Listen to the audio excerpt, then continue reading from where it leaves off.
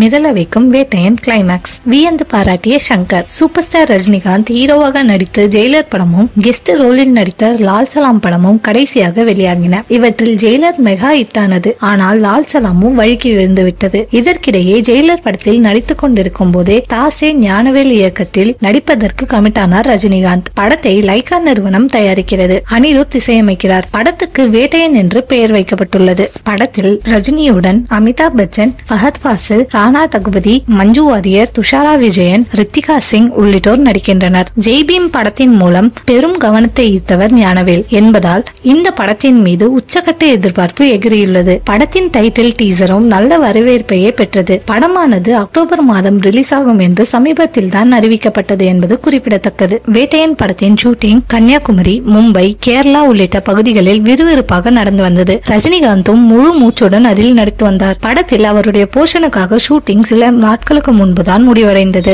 நிச்சயம் இந்த படம் ரஜினிகாந்தின் கரியரில் தரமான சம்பவமாக இருக்கும் என கூறப்பட்டது.